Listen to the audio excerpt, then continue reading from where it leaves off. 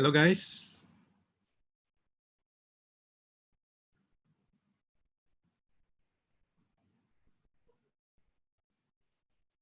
Hello guys. Hello guys.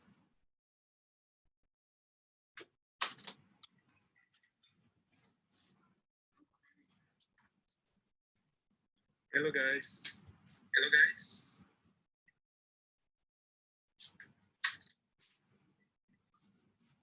Sambil nunggu, apa kabar kalian semua, terutama di tengah pandemi COVID ini? Sambil nunggu, apa kabar kalian semua, terutama di tengah pandemi COVID ini? Ya, sambil menunggu kalian semua.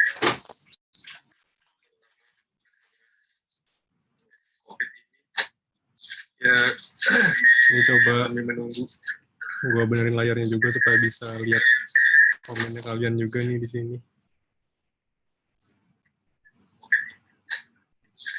Maaf agak telat, soalnya ada sedikit kesalahan teknis tadi. Oke, malam hari ini gua akan ngundang salah satu temen gua.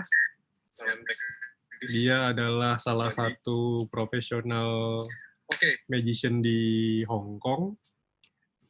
Nah, kita akan sharing pengalaman lah, gimana dia mulai dari bawah, karena personally gue kenal dengan dia, ya kan? Lalu dia juga starting juga dari bawah, sama-sama dengan gue juga waktu kita pertama kali belajar magic. Sambil nunggu juga nih, barusan ada satu, halo Haikal, welcome to my channel. Sambil nunggu juga yang lain, jadi biar kita ngobrolnya santai-santai aja malam ini. Mudah-mudahan konten gua malam ini juga bisa memberikan inspirasi bagi kalian.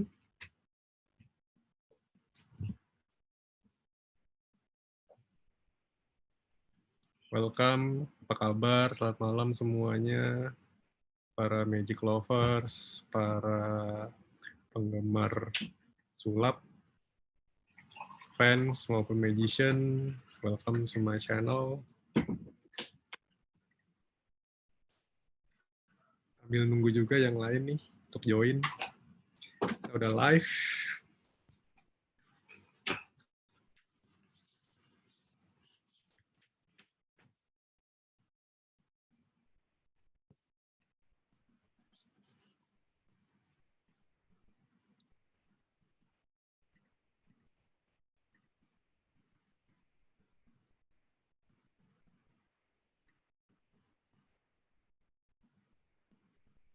Nanti mungkin lebih oke lah gambarnya.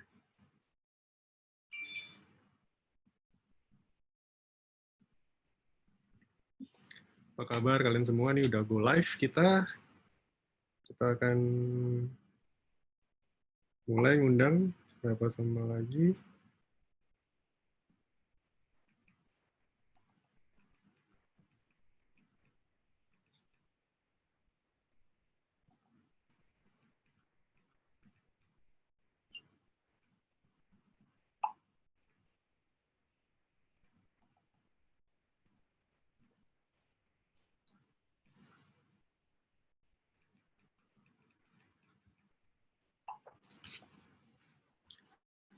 Halo, bagus.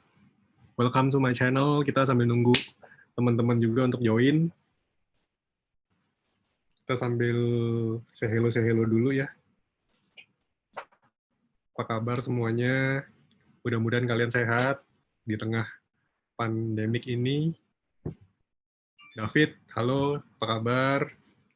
This is Magician Indonesia yang sedang tinggal di Australia. Halo Sam, apa kabar Sam? Sam barusan masuk juga. Oke, kita tunggu berapa orang lagi nih barusan live. Apa kabar? Silakan nanti chat, komen, Nanti kita akan juga buka sesi tanya-jawab. Nah, yang akan gua undang malam hari ini adalah personally my friend personally. Halo Diga, apa kabar Diga? Nah, jadi kenapa gua ngundang teman gua ini karena dia adalah pertama ya karena gua kenal dia ya. Memang kita sama-sama mulai waktu gua belajar sulap di Melbourne. Lalu dia juga sama-sama mulai dari nol juga sama seperti gua. Nah, terus setelah itu kita going our separate way lah. Gua balik ke Indonesia, dia juga balik ke Hong Kong. Ya kan, tapi tetap gua duluan balik ke Indonesia dulu. Dia masih stay di Melbourne waktu itu. Nah, waktu kita berpisah, dia prestasinya juga semakin lama semakin meningkat. Dia menang beberapa kompetisi lokal, internasional. Lalu dia balik ke Hong Kong. Terus dia sudah mulai punya acara TV sendiri, ya kan? Terus juga berkolaborasi dengan artis-artis yang ada di Hong Kong di sana. Lalu juga ikut acara TV dan juga doing corporate show. Nah, kita malam ini akan sharing bersama dia, ya kan? Gimana tips-tips dia ketika mulai, ya kan? Itu kan mudah-mudahan cerita-cerita ini bisa menginspirasi kalian dan juga bisa memberikan apa ya motivasi bagi teman-teman yang ingin terjun di dunia profesional karena dia sendiri juga termasuk sukses. Nanti setelah cukup banyak yang lihat, kita akan puterin sedikit profil dia. Wih, ada Bapak Demian ikut watching juga ternyata. Nah, gimana kalau kita sambil nunggu juga, gua puterin sekilas. Ini dia ya, profil dia.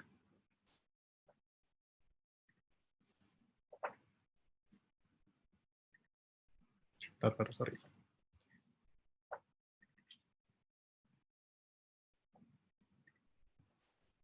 Kita akan puterin ininya dia. Salah satu video performance-nya dia juga. Sebentar, kita cek dulu. Ini adalah salah satu performance-nya dia. Sebentar, kita buka juga website-nya dia. Oke, untuk kita lihat profil dia.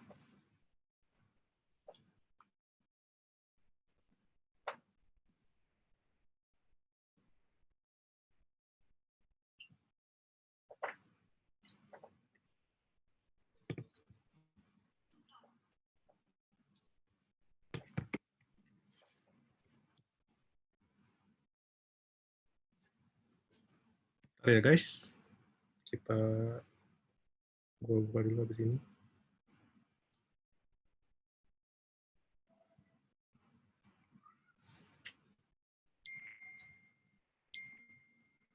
Oh,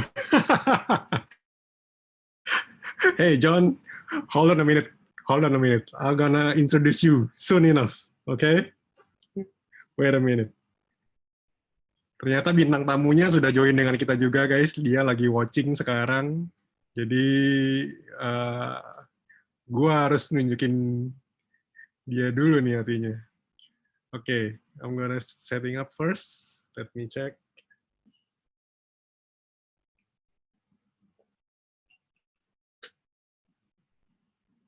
Bentar ya guys.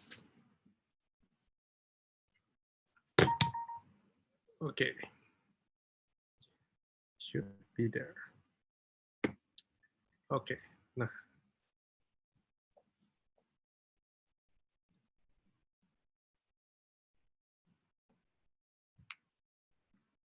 Oke, ini salah satu performance dia. Oke, kita bisa lihat dulu. Inilah dia.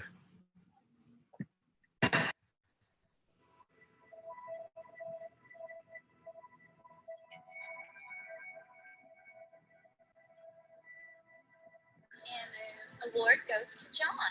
Congratulations to John.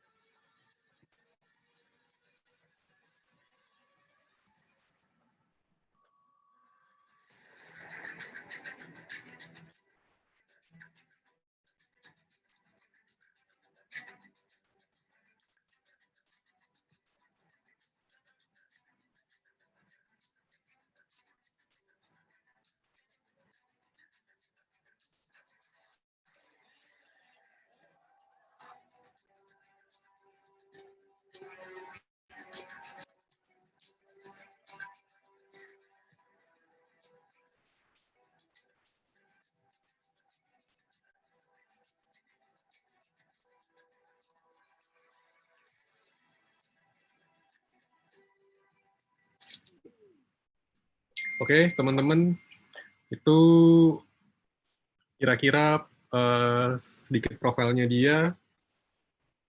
Nah, teman-teman nanti juga bisa akan cek websitenya dia. Ini adalah websitenya dia. Dia pernah punya acara di TVB, ya kan? Ini bisa dilihat, ada suaranya juga. Ya kan? Ini sekilas tentang dia. Kita akan undang dia sebentar lagi. Nah, ini klien dia bersama dengan berbagai macam corporate, ya kan? Bisa dilihat juga. Ini sangat salah satu, gua rasa salah satu pesulap corporate yang sukses. Jadi sangat oke lah dia ini. Nah, kalau teman-teman udah nggak sabar belum nih, teman-teman nih?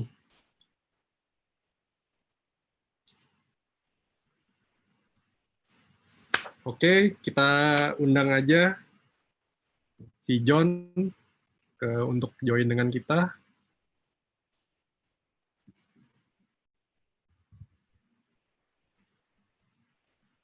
Wait, I'm gonna invite him.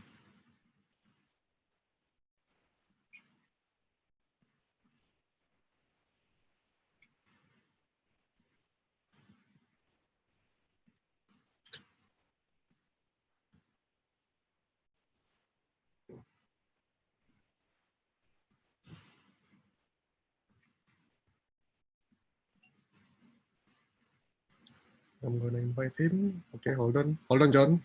I'm gonna send you the invitation, mate.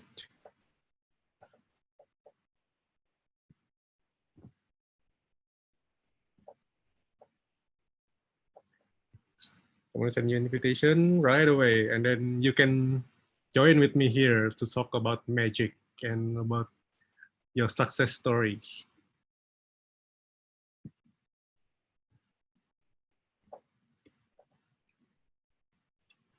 Okay, John, I'm sending you the invitation.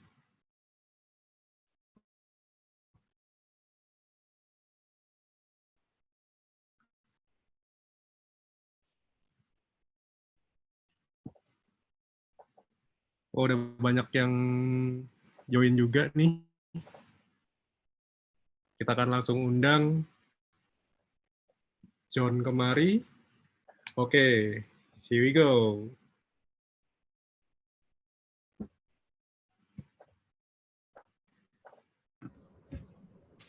Hey guys. Hey John, how are Hello, you? Long time no see. Yeah, long time no see. Good to see you, man. Yeah, so happy to see you. How are you in this pandemic? I heard Hong Kong is so quiet right now. You know what? Just staying alive. You know, that's all. Staying alive, man. I just trying to shift more the stuff to online. Oh, okay. Yeah. You talk just like Hong Kong, like a battlefield. Sometimes it's very dangerous. Is it? Well, you know, last year it was really like a battlefield, and this year that thing got better, and then the pandemic hit us. So, you know, maybe it's just a tough time, but we'll get through. We definitely get through it. Yeah, I know. We are hoping all for the best. Yeah. So, what you been up to? Staying at home. Sorry. What are you up to? Staying Well, at home. What are you basically, I'm doing at just home? thinking about new tricks and thinking about some new contents to put on the internet, Okay. like Instagram Okay. and Facebook and whatever. I'm trying to make more YouTube videos as well. I think I saw Okay. your YouTube channel. It's very good. You know, it's good to Yes. see. You know, you're still. You know, I've known you for like how many years? I mean, 15. Yeah. We starting in Melbourne, right? We starting in Yeah, Melbourne. we I still just remember meeting you for the first time. I know two kids, and we love coin magic, Yes. and we just always session together. Remember, you know the boys Yes. in Melbourne, and it's Yes. I know. really good to see you. You know, keeping that up, and you know, spreading the way of your magic in Indonesia. So I guess I'm Yeah. trying to do the same. You know. I know. And then I saw a lot of your stuff as well on internet, on Instagram, and then YouTube. And then I thinking you are such an inspiration. So that's why I invite you here to share your story with us. Right, So that's too maybe kind. You know, no.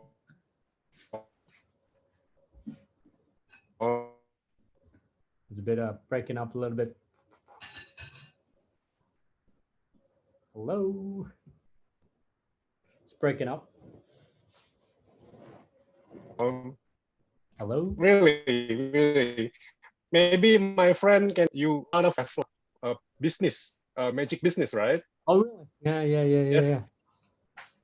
Yeah, I'm still hearing you, John. Don't worry. You're still with us. Okay. Yeah. So you have like a corporate show, right? And then TV shows and also showbiz and then Yeah. winning also competition Yeah. and so many achievements. Oh no, you two kind of say that. To me, I'm just trying to do my job and trying to it's magic is really a tough career to choose, as you all Yeah. understand. Okay. It's a show Mm-hmm. business, and it's very competitive, and there are a lot of things, and also Hong Kong. It's Yes. I think it's a different ball game, because Mm. different places has different rules. Like if we're in Australia, it's going to be different. I lived in Japan for 2 years. The rules in Yeah. there are totally different. And in Hong Kong, Mm-hmm. everything's different as well. Just want to say, culture wise, um, in Hong Kong, to try to get something, to be successful at something, you have to bring Mm-hmm. that onto the mainstream. Like if things are not, under the mainstream media, or Mm-hmm. mainstream, like people don't think it's cool, and it's really tough. So what I'm trying to do, throughout the years, I spent so many times, although I'm still trying to get there. I'm not successful yet. I gotta say that. I'm just trying to do my job. No, And you are too modest, John. You are too modest. We saw no, your no, profile on the internet, right? On your no. website and everywhere. Like TVB, I think is that one Yeah, of TVB. the most TVB. It's one of the most well-known TV station in Hong Yeah, Kong, right? basically, where I think 80% of the population would watch TVB. So it's a good channel, but they've also got other channels as well. I've been exploring other channels. I've been moving up to some of the the big channels in China. They really they invite Mm, us to be their guest as well, and I've been in one of their TV series. So, I'm yeah. really lucky to have the chance. I think that the same Oh, series that Damien's been on, that the Amazing Magician. oh yeah. Yeah. Yeah, I he was on was. there. He was. He was. Um, Okay. so I'm trying to do everything that I can in Mm-hmm. order to make magic Mm-hmm. mainstream, and that's my goal. To be the day I chose to be a professional magician, I say to Mm-hmm. myself, either if I don't do it, or I have to go Mm-hmm. all in, and I have to make a living. Making a living with magic is really not easy. But yeah, I somehow got lucky, and So got a lot of good friends in all the medias and stuff. And I'm trying to putting myself, um, to everybody, to the mass as much as I can, stepping out of my comfort zone for a couple of times. Yeah. I think that's that's a way to get there. So what made you basically decide that you want to go professional in magic? Yeah, good question. Many other people ask me that question as well. Yeah. Let me tell you something about my times after Please. after Melbourne, right? So I think you went back to Indonesia, and then I went back to. I actually after Melbourne, I went to Japan for 2 years because I don't want to be ordinary. I want to experience more before I go into my corporate life, because I'm a person who hates 9 to 5 job. Before magic, do you have like a daily job? Yeah. Before that, I have to, because I have to make a living. So I worked. Well, after Japan, after I came back to Japan, came back from Japan to Hong Kong. I got a job as a headhunter. You know, headhunter, like a recruiter. Oh, recruiter. Okay. Yeah, recruiter. And I mean, the money is okay, and it's a very stable job. You get commission, and you can live a good life in Hong Kong with a job like that. But after 3-4 years, man, I say to myself every day, I don't want to go to work every day, 8 a.m. in the morning, and go home 8 p.m. at night, and sometimes even longer, because in Hong Kong and Hong Kong traffic as well, right? Yeah, man. Yeah, Hong Kong traffic as well. Yeah, is it really? Yeah, crazy. And Hong Kong even crazier, and you don't get paid for those hours, right? Okay. So I thought my health starting to get a bit, I'm always tired, and I look really tired back then. I think I look even older than how I look now. Yeah, really. Yeah, back then. I was 20 something back then, but I definitely look older than now. I'm so lucky I didn't meet you at that time. Otherwise, I'm gonna thinking, hey, you got older quicker than me. I know. It's really bad. But yeah, but you are now exactly the same like you were in Melbourne. Exactly the same. Is it? Just different thank you. style, but you still look young. Yeah, but a couple of years back, I look really, old and tired, and just because I think partly because of the stress that the 9 to 5 work gave me, and also partly because I don't really enjoy the job. So back then when I had a job, my employer has been very, very nice to me.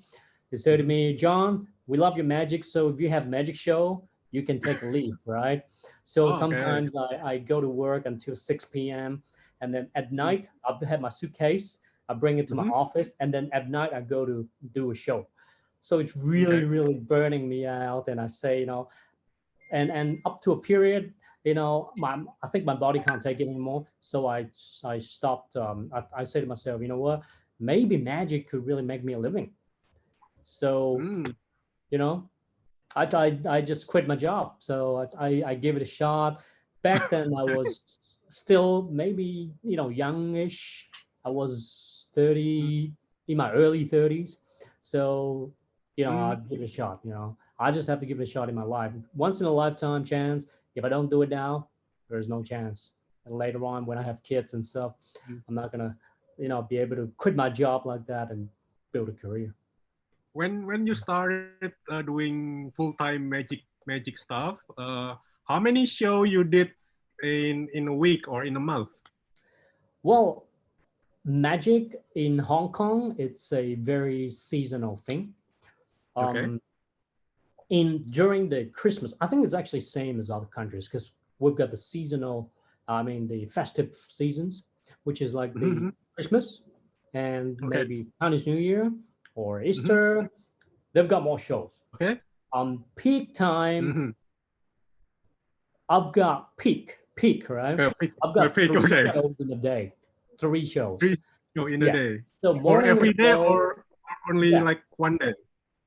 No, no. That's Christmas time. So maybe there are 2 or 3 days. It's super, super busy. I have to, go to my show. And because I can't scale my business back then, and I did all my shows by myself. I can't. Right now, I have a team who does the other jobs for me, and they're really specializing in kids show. I can't handle kids right now because maybe I don't have the energy anymore.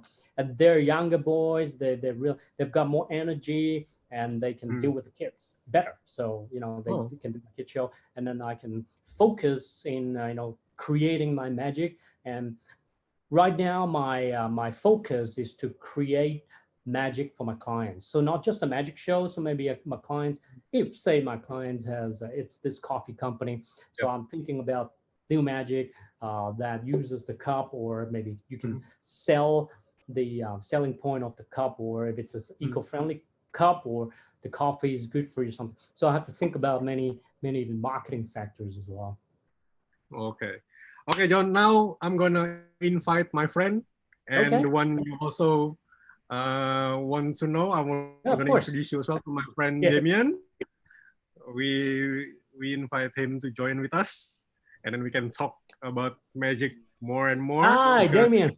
Hey, how's it going? Hey, hi, good to see you. Yeah, me too. Big fan of you, man. Been following you since. No, very good. I'm a big fan of you also. No because, yeah. I think we've been on the same TV show, in China, like the Amazing Magicians. Yeah. I was earlier than you, and then wow, man, you just awesome. We just didn't get to meet. Yeah, we was like when you already got home, already got in, and you yep. Yeah. So how are you? Yeah, good. And just chatting with this guy. I think I haven't. I've known Andre for 15 years or something. Yeah, 15 years something. Yeah. Yeah, I think, and this is the first time we're chatting for that long. Hey, I met you last year in Hong Kong, right? You treat me dinner. Yes. I think if someday I come to Hong Kong, maybe I'll contact you. Please come, but not now. Not now. No. So when everything calms down, I definitely have to meet up with you guys. I really want to meet. I love to meet up with my fellow magicians, and but these days it's just a lot of things stopped, and it's a tough time for us in Hong Kong, like for the performance industry, because all the events stopped, and we just we can't do anything. I mean, that's why I'm trying to do more shifting all my stuffs online. Some magicians was doing online shows, so we're constantly thinking about ways to do it, because right now no one's holding events, no parties, no nothing. So it's quite a tough time for us. Yeah, I think it's quite time for like very, very tough time for everyone. Yeah, because absolutely. same thing here also happened in Indonesia, in Jakarta especially. Like for me, I supposed to have a new TV shows, but it's canceled. And then also me and my friends are planning to do some tour shows. And then it canceled also. And I think most of the plan 80% canceled. Yeah, I think so. So I think right now we can focus on preparing ourselves and staying healthy. I mean, staying healthy is really number one. The major priority, because if we're not healthy, I don't know if we can make it through this pandemic. Exactly. Yeah, that's why me and Damien trying to do this kind of things. Yes. To invite other magicians from other country and sharing the success story, and then so it can be an inspiration for us. Thank you for having me. Basically, the idea is I love to like brainstorm with Andre. So the idea is we both, and also magician Indonesia, some senior magician in Indonesia, we want to help younger magician, although we stay at home, but it doesn't make you stop learning. Yeah. So maybe by we cannot directly learning like giving tricks, because for me you can learn tricks everywhere, anywhere, from like a magic shop or anywhere, like a books or YouTube. But learning about someone experience and hoping that we can get knowledge, and also we can if for those magicians who want to get professional, they can learn from our journey, like my journey or your journey. So they don't do our mistake, because Yes. we both, like you and me, probably we made a mistake in our past. Absolutely. Yeah. So, and hopefully they can learn so they don't do the same mistake like we did. So that's why the very good. major message in the chat or in this conversation is your magic journey. Hopefully you can share and inspire a magician in Indonesia. Sure thing, sure thing. You know, first of all, thank you very much for having me. And I mean, to me, I really treat. Someone's taking a picture. Yeah, yeah. Oh, you can. That's my wife. Hey, Eman, how are you? Your wife, Yeah, his my wife. wife's up there. I have no makeup on, so I'm not gonna be. Yeah. Ah. Who wants to say? No worries, Eman, no worries. Yeah, Elaine. Yeah, yeah. It's good. Yeah, yeah, yeah. Yeah, you good friends as I'm well. just showing my hand. Yeah, just the hands. Yeah. No makeup. No makeup on the hands. So yeah, I mean, really happy, you know, that I could do that. And really thanks to you guys that you really putting the effort into putting more stuff into the magic industry and growing it. You know, we really need people like you guys in the magic industry to make things, you know, grow, to make it, to evolve, to make magic industry evolve, because things has changed. Right now, there are a lot of things which is very different. You know, like you say, you know, very, very true, Damien.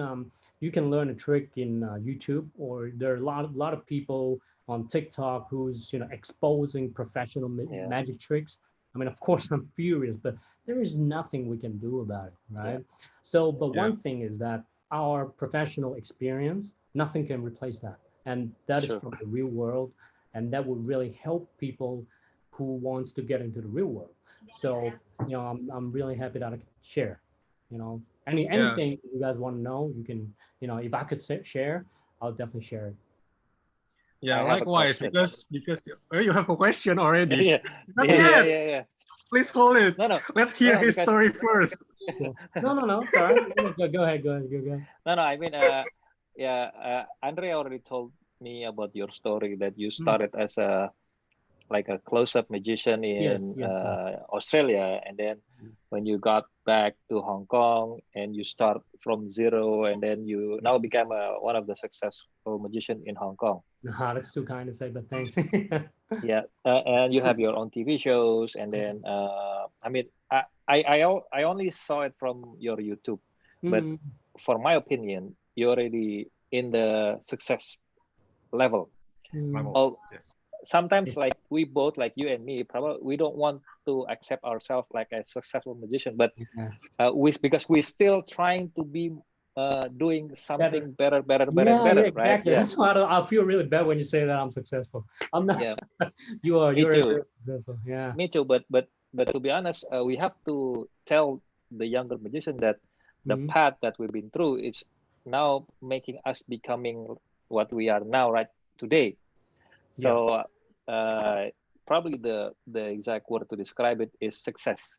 Success means that you already have your like settle, not like in the settled position where magic is now working for you. Now, I mean, you don't have to do like, hey, I have a show like this. I want to be in your show. Can I be in your show for a corporate or something? You don't need that, right? In now your position, but you're already known in Hong Kong. So yeah, you're now being asked rather than you're proposing for a show. So that's, I assume that you're already success person, and also you have TV shows. So I want to know the journey. How did you start it first? Right. Very good question. And there's that's the one very important thing I want to share, because you know, like you said, I think I get what you mean. Very right. I'm maybe established right now, but it's really hard for us to admit ourselves as you know, successful. So I get what you mean. But yeah, to be established, first of all, yeah, I've been through the stage where I have to, you know, propose myself. I have to expose myself to every single chance. Like if you get me to do a show, but I don't really want to do it, I have to do it, kind of thing. Yes. yeah, I mean, the good thing is we've gone past that. So we have more control of the choices that we make, or, shows that we do, or, we think that this magic is no good for the TV show, we can say no, instead of, letting the director say, talk about You have everything. to do this. You can you Exactly. do this? Can you do that? Yeah. Yeah, and yeah, sometimes, we think that, we're the professional, but we think this is better and it's better, this and that. But that is, I mean, that is the stage that we have to go through, I think. Because me, myself, like you said, Andre, that I work from the ground up, really. Yes. And to be honest with you, when I first do magic and when I first practice magic, me and Andre was practicing coin magic for hours and hours, with a silver dollar kind of thing. We just practiced hours and hours and hours. Back then, I've never thought about being a professional magician. I Back then I want to be a successful corporate man, or because I studied communication, I want to be a news anchor. But Ah, yeah, back then, and then so I think it's fate. I think magic really chose me. I mean, it sounds cliche, but I think magic chose me, and I heard the calling, and because I enjoy doing magic very much, and I enjoy doing it. Remember, we were doing street magic in Melbourne and Yes. everything, Yes. and I think this is right for me. This is my calling. So slowly, when I first started, I was doing magic part-time. Like really, I had a full-time job. I want to make a living by myself. I don't want to ask my family and stuff. I want to make a living by myself. So I have a full-time job, and at the same time, I'm getting magic shows. For some people, they might say, hey, you can't do two things at the same time, right? But realistically, right, in the realistic world, we need to eat, we need to pay our bills and everything. That might be the best thing to do, to have a job first, and then get your magic shows around. So at the same time, you're actually getting your client base. So for example, this company got me to do a magic show, and then this year, right? And the next year, if they liked it, they might get me back, right? So one client will refer me to another client, and it's like a chain reaction, getting more and more people. And at the same time, I'm doing my TV shows to add on to my exposure. So I'm doing everything at once. There are a couple of years I'm super tired because, like I told Andre, that 8 a.m. until 9 p.m. is my day job as a recruiter. So super, super tired. wow. But still, I insisted to get to have the same job, the day job, and then nighttime I go to get the shows to get the extra cash. So it took me, I think, 4 or 5 years in Hong Kong to work, with a day job and getting the other jobs for a couple of years, until I say to myself, I did the math, oh, that's enough to cover my bills and everything. I did the whole thing, the math. Oh, these clients will definitely get me for this year. And then I made a decision to quit. So it's actually not like there are a lot of young people. They see us being established and people being successful. They just skip to that part. They said, oh, I want to be, a full-time magician, and that's It's very not that dangerous. easy like what you think. Exactly. That's Just very like dangerous. Yeah, no, it's not like Yeah. magic. So It's not magic. I have my own opinion. It's like a Yes. success person. Yeah. I mean, not on opinion, but there's a statement. A success is like getting pregnant, Mm. like when you have a kid or you have a son. So people never saw the process. They only see that, oh, the baby is already here, Yes, but yes, they never see the process in the yes. bedroom or like how long we try. They only see the result. So like nowadays, especially the younger magician who think that they decide to become a professional magician because they saw me or they saw you. Oh, Mm. oh, he become a magician, but they don't know the path that we've been through is like this long, probably. Right, right. It's very dangerous, because they'll get discouraged. When you get it's seasonal thing in Hong Kong, so maybe you can get a lot of jobs in for a couple of months, and then for months you can never know. And then those people maybe don't have savings and have a job for a long time. They don't have experience, and they start to panic. They have no money, and they rent a studio. They have all these beautiful props, but there's no shows. There's nothing we can do, right? And then they gave up. And many people, I've actually heard of a lot of examples like that, that you try to reach the goal too far, too fast, and then it just didn't run out as expected, and then they actually discouraged them, and they finally gave up. So a dream is really a step-by-step thing. I think you have to think really realistically. Of course, if you're super rich and you don't have to worry about paying the bills and everything, that's fine. You can do whatever you want, right? But still, you have to get the clients, that's exposure. It's really step by step. That's what I want to say. Yeah. Interesting. And what was the biggest struggle when you were starting Magic? Yeah. Sorry, say it again. What was the biggest struggle when you were starting Magic? I think the biggest struggle is that deep inside my heart, I'm actually a tech guy. I love the sleight of hands. Andre would know.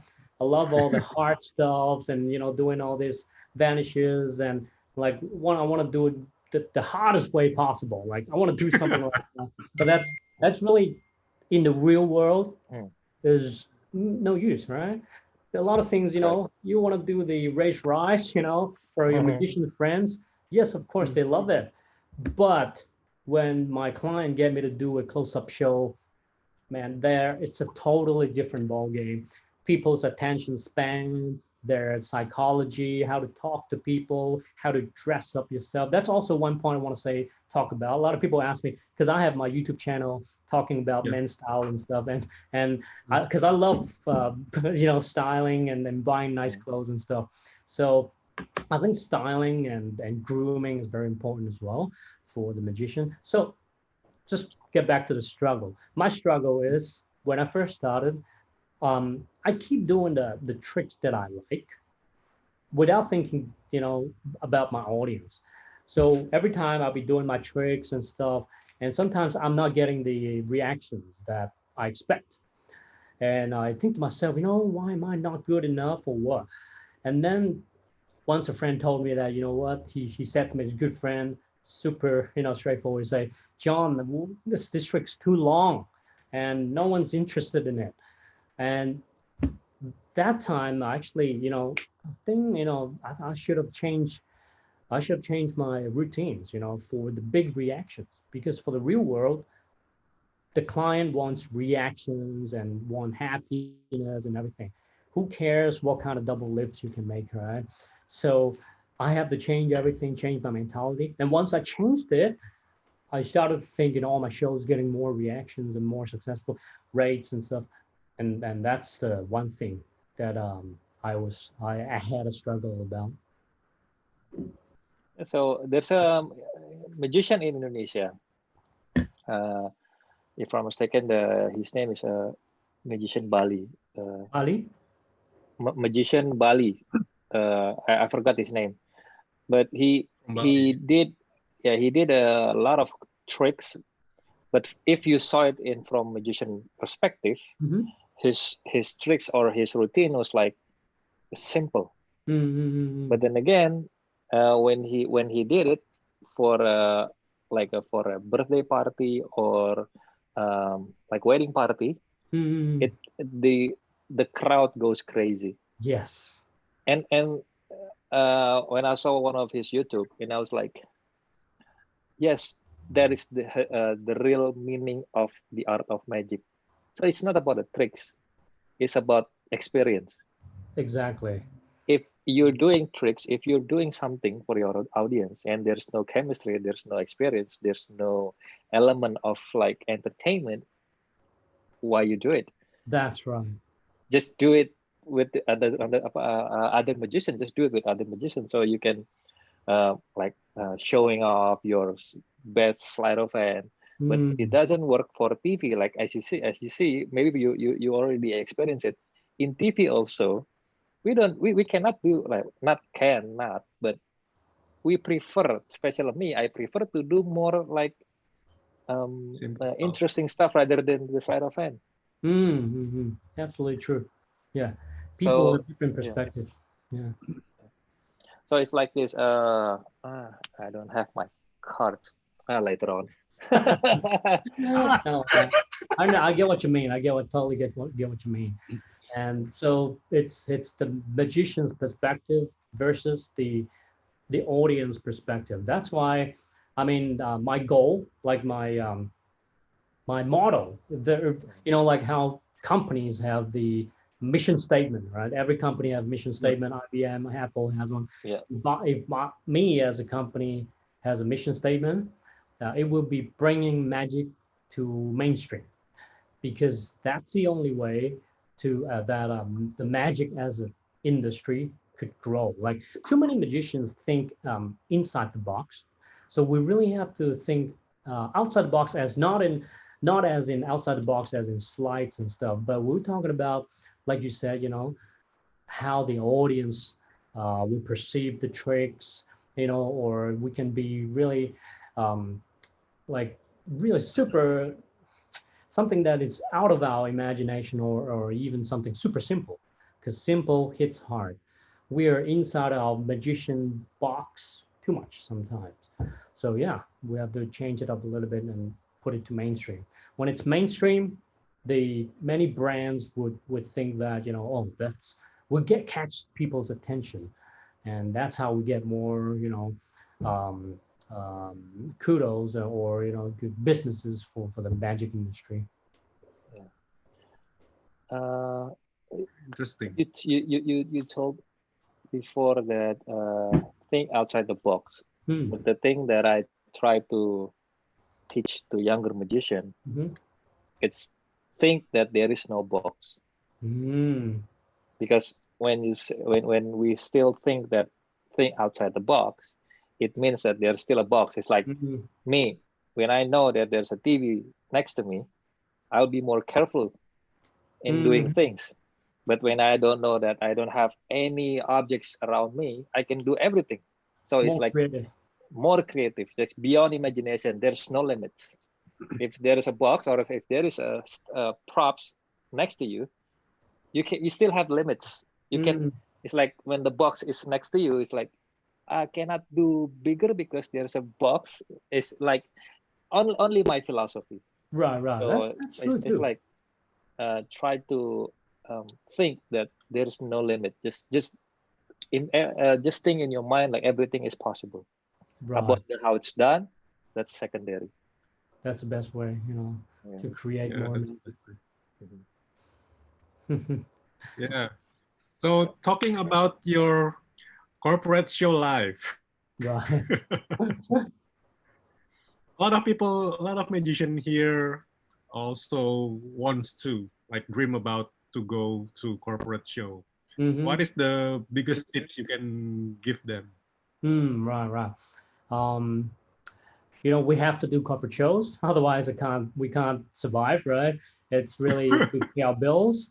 So like I say, for some magicians, doing the, it's really interesting that you say many magicians wants to get into the corporate shows, corporate world of the showbiz, which is good, because some magicians, there are some people that don't want to get into the corporate side. They want to be the more artistic side, like always, doing the things that they like and everything, because corporate is totally different. In corporate shows, I have very little, not little, but I have to give 50% control to the client. Like for example, sometimes in Hong Kong, right? Because they've seen many magicians, many magic shows online, so they think that they've seen many magic, so they would give request on like, oh, I've seen that trick. don't do that trick, right? And don't do the card trick. I say, there are many card tricks. Which card trick? That one. They took the card and they found it. That one. And I'm like, okay, maybe I can do other tricks. And or for the stage shows, for the illusions, I don't want those with the birds or cutting women in half, because we've seen it all. But they actually, haven't seen it live. But what I'm saying is corporate shows sometimes could be monotonous or even boring, because you're doing the same show, like same tricks over and over and over, of course, with perfection. Like you say, for the atmosphere and for the people clapping and cheering and everything. Because usually my shows, they're annual dinners or they're brand launches, or sometimes it's parties. Sometimes there are some rich people, they'll have 20 tables in their birthday party, and they want a magician. I don't know why, but yeah, why not? I'll be a magician. But many, like in my routines, there are a couple of tricks that gets the most attention, and I just keep doing it with a little bit of difference, of course, with pattern and the different packaging of the prop, but still essentially the same thing. So corporate shows is very repetitive. It's good for you to practice, to train your performance side of things and your presentation and talking and everything. But for those of you who want to get into the corporate show world, just be aware that it could be repetitive. And after a while, you really have to change up a little bit to stimulate yourself to talk more jokes and on the gags and stuff. That's very important. Sometimes the joke and the talking is more important than the tricks. Sometimes just one line sentence difference could mean a lot, like the whole crowd cheering, laughing, and no reaction. So that's what I want to say. Yeah. I got the same experience also. So only one line, it can make the audience laugh. Yeah. But I got it accidentally. So there's a time when well, the idea of the show is I can move someone by only using his shadow.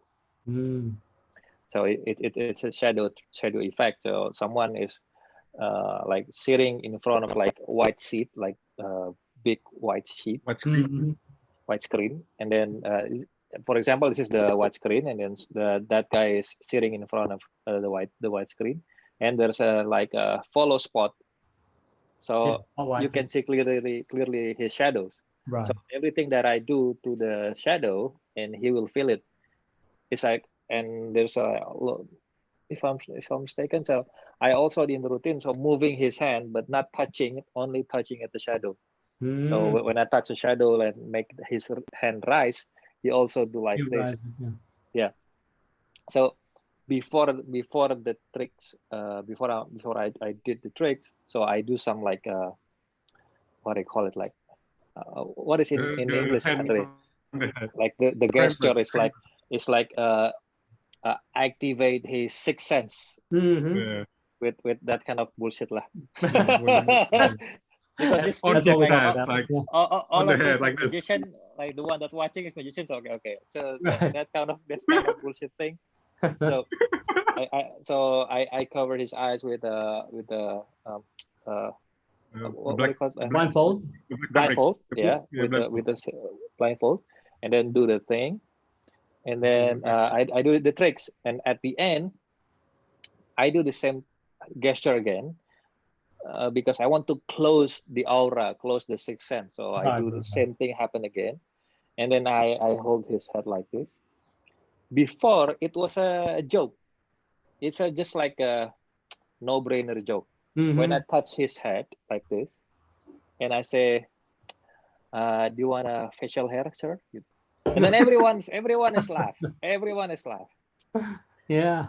And then I was like, "Hey, I think I will keep that line." Yep. And then every time I did the show, I always use that, and everyone like instantly laugh. works every time. Yeah. Yeah, it works every Yeah, time. every time. Yeah, sometimes it's just fine. That's why I'm talking about. It's very important that the experience, the experience on stage is every single interaction of us and the client or the audience is different, and we just have to, like you said, those accidental lines comes from experience. We just know which one works, which one doesn't, and so it's very important for us, like for the people who want to start out in to be a professional magician, is expose yourself. Don't be afraid. I mean, step out of your comfort zone. Go out there and perform to every single one. Sometimes the way I trained myself before, I was I have no shame. Really, I can go out there on the streets and in Tokyo and say, "Hey, girl, you want to see some magic?" and just did it. So this kind of gut, I didn't right now. I don't. I think right now I won't do this kind of thing. But back then, I really don't know that. How can I have this kind of gut to do it? But I think this actually made me progress a lot as a performer, and also as a the approach thing. Many close-up magicians also ask me about approach anxiety, and I just tell them that just approach every single one that you see. The prettier the girl, the more stress that she gives you. Go for it. Go for it. Yeah. And then you become that a good magician in no time. So I don't know if the guy is watching. So there's a best friend of mine. His name is Bo Vernon. I think he's in the chat. Hi. Yeah. So he's in the Yeah. chat few minutes ago. And you know what? Before we were best friend. I mean we are best friends from 2000 and I think it's 2002. Yeah, 2002 until today. So I know him, and we always practice together, and we try our material together, and then sometimes we go to some place where everyone came for like to hang out. It's a public place. It's an outdoor, and everyone can buy food. It's like a street food. It's like a street food gallery. Oh, okay. So and then we always try our new material there. So there's this guy Bo Vernon. Every time he want to perform to like a table or someone, he always shiver. Shaking hands. like very shaking his hand, and his hand is so wet, and always like that. And then suddenly, after like months later, he became like a more relaxed, and then more what do you call, like More confident. confidence, more confidence. Yeah. Oh, this the guy. He say hi. Yeah, this In the guy. chat, Bofer. Bo Vernon. Yeah, now he's one Oh, of the yeah. Oh, do you he's, know Rihanna. John? Do you know Rihanna from Asia Got Talent, the winner of Asia Got Talent? Yeah. The Sacred Rihanna. He's The the consultant. ghost. Yeah. Yeah, the ghost. Not Bo Vernon is the consultant of Rihanna. Oh, The wow. creator also the Rihanna, and the Wow, best friend of Damien. Yeah. Wow, my that's best friend. cool. Good. Nice to meet you, Bo. I like your surname, Vernon. Must be good. He's a very good at cards. Oh, He's really? Yeah. I got a session Very sometimes. good. Very good. Yeah. at card. I think now he's very good on beers, drinking beer. Oh, drinking beers. Not that good though. I can't drink beer. I have to keep up, I saw Damien, you've been working out as well, huh? Yeah. That's As good. a performer, we have to keep in shape. Exactly. Keep it safe. Exactly. Because, John because already when it got the comes, six pack. John already got the six wow, pack. now since this epidemic And then- situation, like the self quarantine, I only have one pack. I thought you have 6-pack of beers, that's the same thing. No, one pack. One bad, but that's fine. But I think I agree with what you say. The next thing I just want to bring up is being a performer, we really have to care about our grooming a lot. Where I think it's a very understated thing in the show business.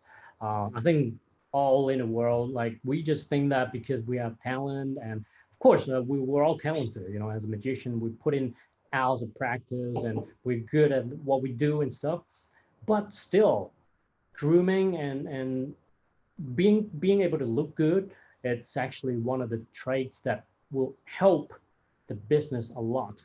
Not to be vain, but you know, sometimes the companies out there or the event agencies out there, they will definitely look at our profile and look at our video and stuff. So we have to keep ourselves, you know, professional, looking professional, decent, fit, and everything to be a performer. So yeah, so I urge, you know, all of the magicians out there, you can, you know, start working out, and it's easier for us to do illusions, you know, where you have to jump up and down. I have to train my legs, you know.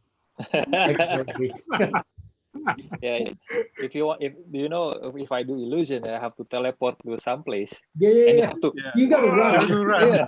And then after that, when it's time to appear, I have to like control my breath. Yes, So I yes. don't want like, I have to keep like, although the heartbeat, Yes. although the heartbeat is like beating hard, we have to like, Yeah, I know.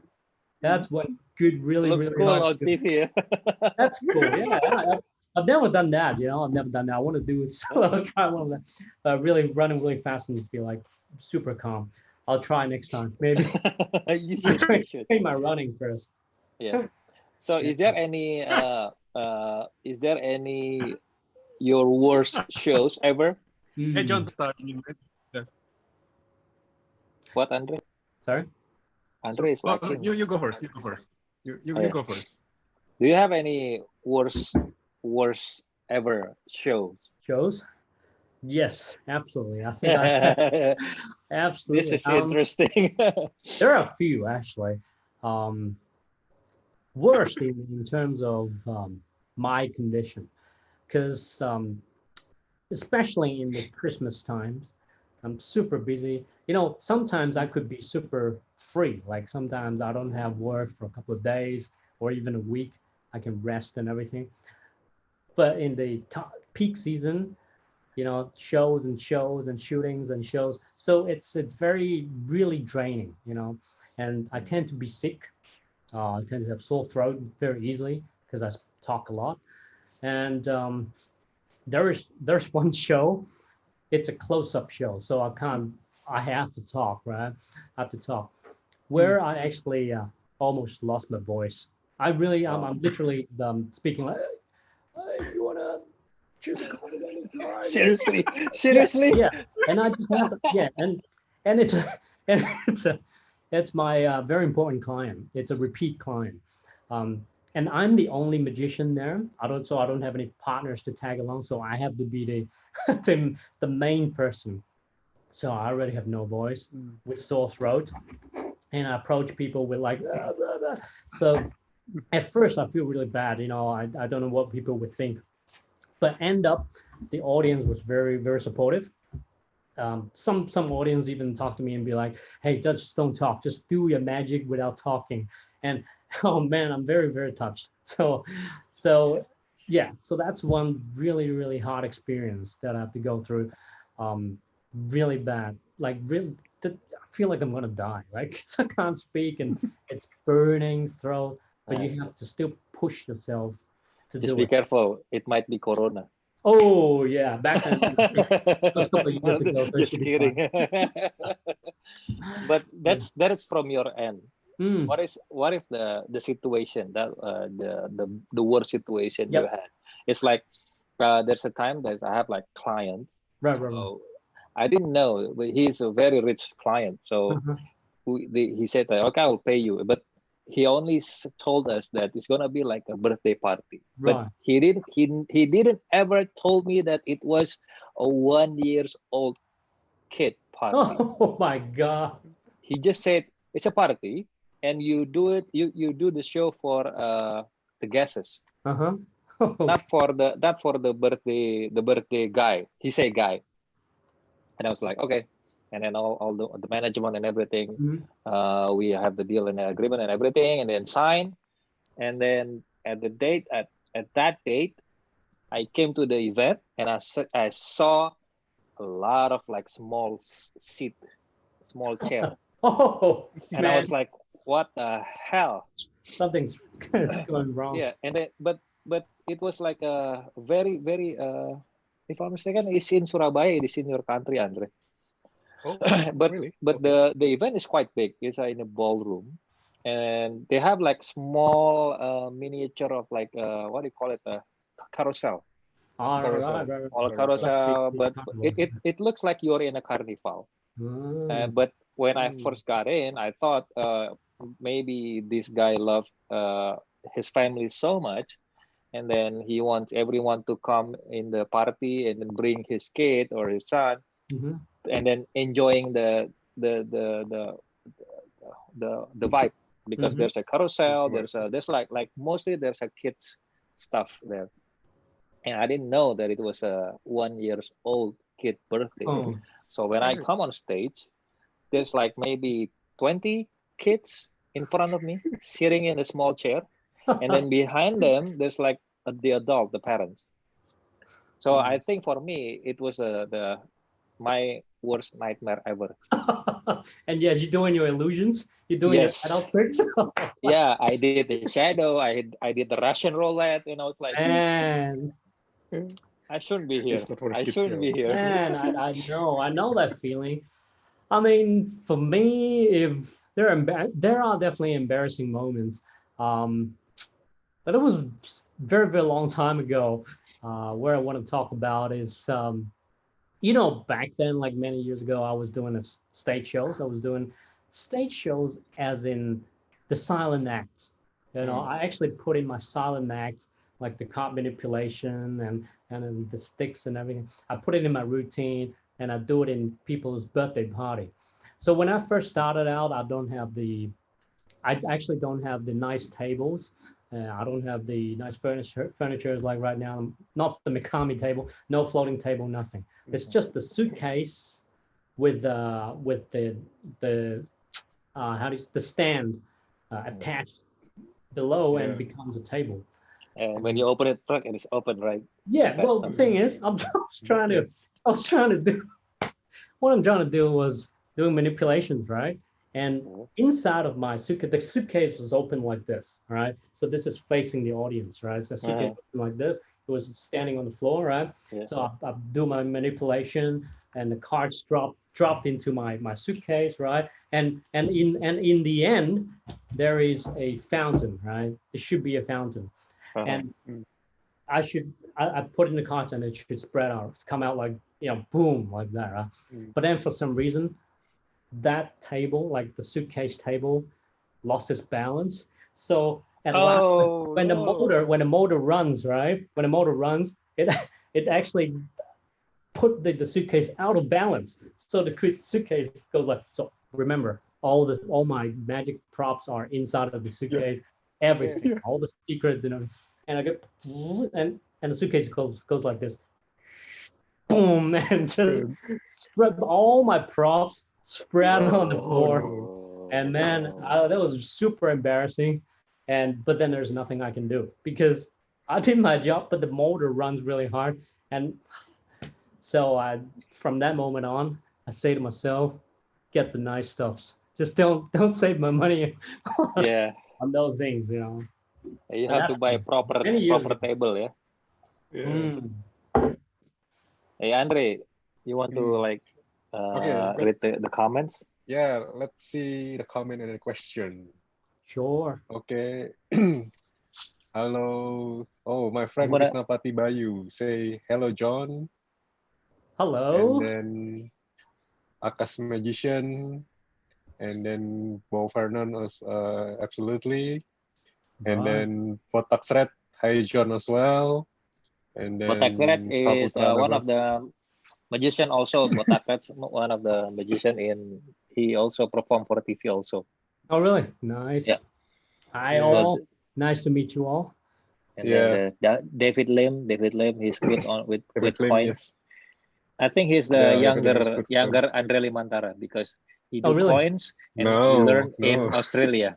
Oh, So you, it's like It's in. Andre in back then. back then. Yeah, back, David. So which part in Australia? Melbourne, I same? think he's no. I think he is in Perth. Oh, Perth. Right, No, right. no, no, no, no, no. David, where are you? David, where are you? I forgot. Really forgot. Sorry. Also My there's mind cannot work. Pato Kafi, Afi, Pato Kafi. Yeah, hello. Patovel. Yeah, Jova Sago. Really Oh, appreciate ada that. Jova Sago, ada Oscar. Uh, Let me I'm first gonna speak in say bahasa. yeah. In I bahasa. want to say that something that thing also. Kalau ada yang mau nanya silakan tanya. Ya, kalau mau ada yang nanya ke John, silakan tanya. Kira-kira pingin tahu apa dari si John. Kita bisa sharing bareng-bareng. Silahkan komen di sini, kita akan bacain ke John. Kira-kira yang mau ditanyain apa. So I'm saying to the guys, so if they have any question, just feel free to ask, and then you can answer it your best. Yep, absolutely. So our cash have a question. David Lim said Darwin. Oh, Darwin. Oh, Darwin. Darwin, Oh, Darwin. Yes, Darwin. He is in Darwin. Yes. Yes. Jova too. Jova said, who inspired you the most in magic? In magic, right? Yeah. There are a couple of guys who inspired me a lot. Of course, David Copperfield. I'll talk about each one, right? Copperfield is just the holy grail. I mean, like, he can do close-up, he can do illusion, he can do stage, he can do parlor, he can talk, he looks good, he's charismatic. So he's got everything. He basically is the package, right? I think he gives us a good blueprint to follow. Not that we have to follow all the tricks that he does, right? But I think it's a blueprint, which means that the package of a good magician should have, and what we have to develop on, like skills, presentation, looks, everything. So it's a good reference for us, right? There's another one, because I really like card slides, card magic. Ed Marlowe. I like Marlowe stuff. Yes, I actually do a lot of cheating routines, like card cheating routines in my close-up shows. So I played the character of Casino Royale, like James Bond Casino Royale. I like, I'll be dressing up and I'll be the charming cheat. And people in Hong Kong, because we like to gamble a lot, Chinese people really like to gamble. So when I do card cheating routines, man, they love it. They'd be like, "What the? I don't want to gamble with you." So we got really good reactions. So depending on the culture of different places, I think you gotta do what's working for you. Yeah. So basically, these two. Okay, there's another question from Akash Magician. Question for John. Hi. How to make a good story or routine in magic, and how to develop it become a good magic performance? Good question. Good question. I've been thinking about this for a long time now. I'm constantly thinking about how to make a good story or routine.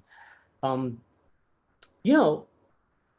think a couple of years back or 10 years ago, I keep watching how other magicians perform. I go to YouTube. Back then there is a Magic Depot. It's something like the Magic YouTube.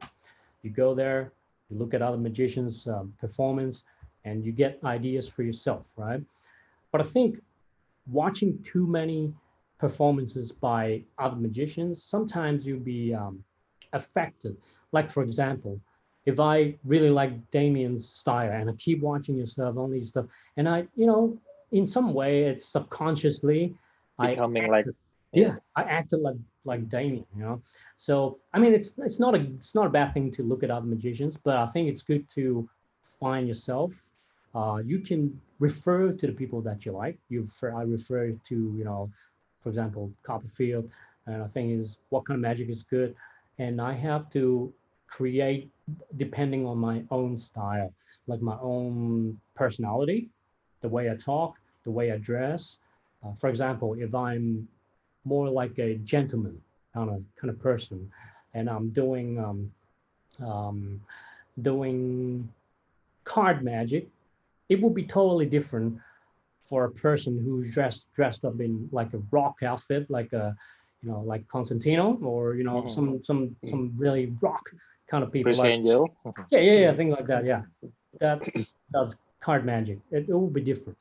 So how to develop it? It usually my story for my magic developed around the story of my life and also the culture. Like I said, in Hong Kong, people like gambling. I can do the ACR with a gambling routine package in it, not just an ACR. No, not just the card jumps to the top, but I talk more about how the gamblers control the card to the top so they can win money.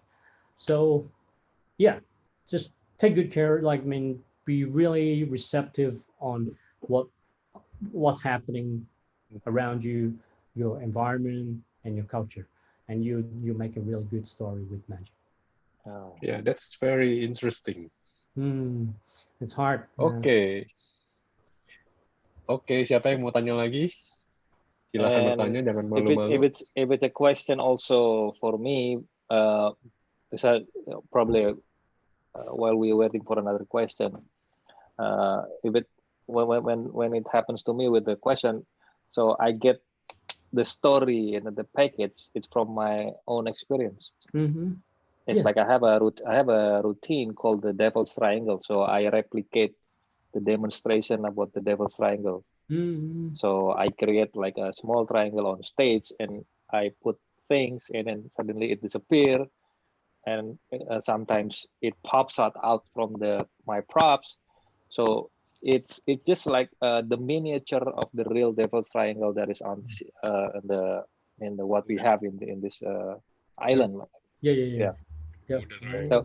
So it's basically the idea itself was I got it from my own experience, my own interest back then when I was like probably like 6 years old back then.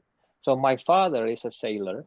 And then he always tell a story about the Devil's Triangle, and then he told story about he been passing the like not really passing, but close to the Devil's Triangle. Right. And then he told me a story that there's some plane and also some ship vanished and nowhere. And then it got me interested in, because what if where all the ship goes, where all the plane goes. And then before, when at that time I creating the idea, I would just look up at my own interest back then when I was 6 years old. So basically all the routine that I have is from my own experience and my own interest, either from when I was young or the thing that I'm doing right now. And also I love horror movie. Like I always watch horror movie. So sometimes I put my interest in horror movie in the show. Right. That's why for me, probably from my point of view, magic is how me telling my story to the audience. That's very true. Yeah, like me, it's very. I think it's actually a very good idea to develop it according to our own life, because we know the best. The subject that you want. Like, for example, because you're so interested in the Bermuda Triangle and the horror movies. When you're performing the trick, you're actually more knowledgeable about the subject, and you can talk more, and you'll be more engaging, to your audience. Yeah, and also I don't have to write the script because the script's already here. That's very important. Yeah, like I said, like, because for me, I like Suits and like the Kingsman, the movie. I like the guns, I like actions and stuff. So it reflects on your cup. Yeah. Yes, yeah. Well, I like that, So a couple months ago, I went to Thailand for a shooting range, and I did it isn't published yet, but I can tell you guys about it. It's about a blindfolded shooting magic, and in there, I really I don't need the script, right? Because I can tell you how our gun works and how to load a gun and how hard it is to shoot a target, and I have to shoot some cards or something. So yeah, because I like the subject so much that it becomes so natural. People wants to see a performer who's natural. They don't want to see a performer and be like, okay, they're very super stiff and try to remember all the lines, and can't really function everything in a time. So that's right. Very good point. Very nice experience. Yeah. Yeah. So it's like Let's John see the said, comment here. Like from Akash Magician, like John said, if we see one magician, we will get the idea from him. It's like I use now. Like when I look Damien performance, sometimes I follow his style, like using a black cloth every performance. Yeah.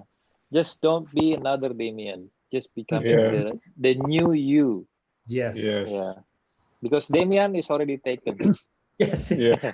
No, I mean, as simple as that. If you want to be like Damien, it's gonna be hard because you have to beat the real Damien. Yes. Yeah. But when it comes, if the new you becoming different. So you don't have to become or beating. You have to beat someone to get better because it's you. No one's like the apa ya, the you itself is never been taken by anyone. Yeah. Absolutely. Yeah. Be Yeah. original. Be Yeah, original Be is original. it's actually the easiest. Trust me, people have been searching for their identities. Oh, should I be a mentalist? Should I be a kids magician, or should I be a comedian? Just be original. You can be a bit of something, like a bit of both, or you can just follow your heart, just be yourself. Yeah. And that would be very easy. Yeah, it's like there's a funny thing. There's a younger magician. I think it's like maybe a few years ago. He texted me through direct message Instagram, and then he Mhm. asked me, "Hey Damien, could you please help me? I'm a young magician, but I have a lot of experience. I mean, like 4 years experience in magic. Mhm. I want to do a competition. Could you do me? Could you do me a favor? Help me.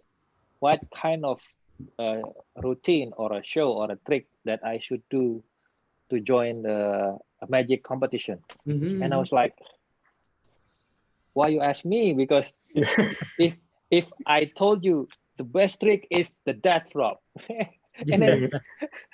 so we don't we were like a different person, and then I don't know if I telling him the coolest trick is catching arrows or whatever it is. If the guy is like, I don't have the arrow, I don't know how. I mean, basically for younger magician, rather than you asking someone or like your senior, try to dig it. What's most interest you in magic? What brings you? What do you want to show, and what do you really experience or have like a berpengalaman apa Andre? Yang paling Experience. no, That is maksudnya experience. yang paling bisa kuasai dengan baik. I forgot in English ya. Gimana? Like you're doing it like so well. What kind of trick that you can do it so well until you don't have to memorize everything. You can like, yeah, you don't have to think about it when you do it. Why just try to dig that in yourself rather than asking? That probably forgoes to the magician who's watching, especially the younger magician. Yeah, Yes, I like that's your idea very- when it's like try to see what's inside you, right? Yes, Rather that's than true. becoming someone or you want to become like Damien or becoming like John. No, just trying to be what do you want to show it to your audience and Exactly. what got you Yeah. in magic. Yeah, I think every kind of magic will have a place. Like some people might think that, oh, is card magic the coolest, or is illusion the coolest? I want to be the coolest. But the fact is, look at like AGT. Like there are people who does every single kind of magic and really did a really well. And of course, Damien, you know, did your thing super cool, super well. And also we got you know, Shinlim does his card tricks. Some people does mentalism. So it already, like AGT already proved that you know, no matter what kind of people you are, no matter what kind of magician you are, no matter what you do, if you do it well and you do it naturally, it's from you. People can see it's from you. People's gonna love it. You just, you know, you're gonna blow up. You know, people just you want to be a good magician. Yeah, that's it. Like you say, you know, just do whatever is inside of you. Do whatever you can do well the most. I think that's important. Yeah, Mm. that's very good I think advice it's for a younger magician. good question here from David Lim for you, John. Yes. Hey, John, I want to ask back then, how did you sell yourself when you got compared to other magicians? I'm talking Right. about when many people don't know you, Mhm. when don't know you were back then. Yes. So yeah, because in here in Indonesia, sometimes the younger magician, when they go to corporate shows and then the client said, can you do like Damien? Can you do make card disappear like Damien? And can you Oh make my God, that's hard. float? That's harsh. Yeah, but it happens. I mean, it happens. Right. Sometimes the client they want to have like the biggest expectation first because they think magician can do the same thing. Right. Every magician can do the same thing. So probably like, I don't know, it happened also in Indonesia. Probably is it happening also at your country? Well, yeah. I think I'm sure that people, like I say, you know, people request for many tricks, and they will. They've seen one trick, and they will definitely assume that other magicians will do the same kind of trick. Like, you know, like one of my clients. Oh, card tricks. I've seen card tricks. I mean, there are a couple. There are thousands of card tricks. So people are like that. Sometimes there's nothing we can do. I mean, the best thing we can do is to educate them. But also, there's one more thing you can do is to make yourself stand out. You know, if you ask me how did I sell myself, I put a lot of effort on my Instagram and YouTube, and not YouTube, like Facebook back then. I I took a lot of, you know, short videos, and some nice pictures. Maybe I posted on there because people like social media, so they go to your social media account and they see, oh, you're updating constantly, you know, so people will follow you and then starting to get to you. And if you ask me what's the most effective back then, effective move that I did was I really put myself on TV. You know, the TV show in Hong Kong helped a lot on my on how to get people to know me. There is no other way to get through it because TV really is still the largest, like the TV is the thing that reaches the mass the fastest and the most people right now still. Yeah, but the problem, when you said that, it raised another problem because not so many people can easily go into TV. Right. So that's why social media right now, because you know, like right now, TV, of course, a lot of people watching TV, but now look at YouTube or Instagram. Yeah. How many people are on their phone? Every day, people on their phones, right? So if you can't go on TV, that's fine. You just create your own TV, create your own channel, and do good magic, and you know, cross over with other people, and just expose yourself as much as you can. That's the one. If there's one model, expose yourself as much as you can. Anyway. There's a saying in I think I heard it from stand-up comedian. Yeah, he's a stand-up comedian. He said, just post a lot of videos, a lot of things on your social media until one day all your posts, like only one your post will become viral. Just post it, keep posting. Yep. Wait until the time it becomes viral. So probably if we can convert it to magic, just post it, and then so people will know what kind of magic do you have or what kind of magic do you do. So it's like you're acknowledge them about the thing that you can do, because sometimes the client don't understand. Yeah. They never Yeah, been, no. although they said, "Yeah, I know magic," but no, No, don't trust they them. don't know They magic. don't know We know anything. magic. Yeah. We know magic well, so Yeah. educate them. No. If you cannot reach out them, just do like post video or in your Instagram or on YouTube. Mm. So if one day you had client and say, "Hey, just I want to have you in my shows. You have like any profile?" Mhm. Send them the link that this is me. There we go. This is Yeah. it. This is the me. Yeah. This is me. This is the thing that I did. This is this kind of magic that I do. So you have your own profile. So the client don't imagine, oh, what kind of show that they have, or like guessing what kind of tricks you can do, because they already saw. And then probably it can be like menu. Hey, I want this tricks. Hey, I want this routine. Yeah, probably, right? Yeah. Because it's your what do you call it, etalase? Mm. What do you call it? Yeah. Like your resume, like your. Yeah, tell us. Your showcase. I'll Yeah, it's like showcase. Yes. showcase. Yeah, showcase.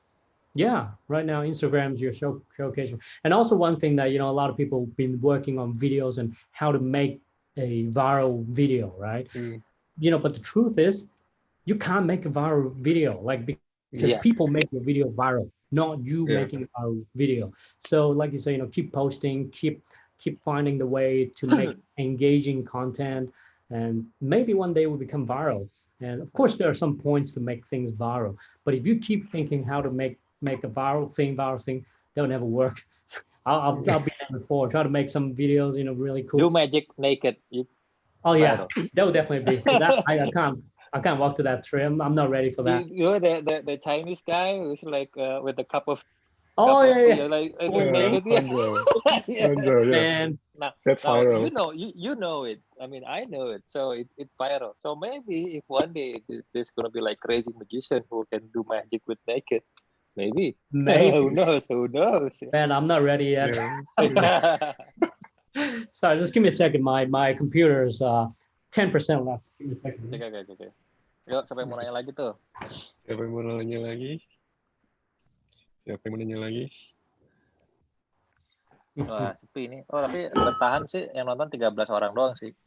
Ya, Cuman 15 sekarang. Ya. Agak menyedihkan juga, tapi ya udahlah.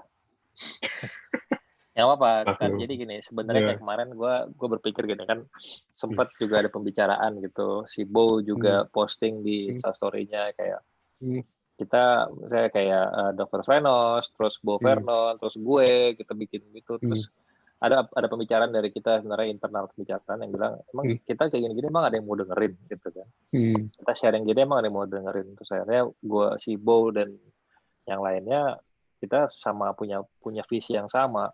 Kita nggak peduli ada orang yang nonton atau enggak, tapi setidaknya kita akan mencoba lebih peduli sama mereka yang nonton. Iya. Gitu. Karena kita capek ngurusin orang yang nggak peduli.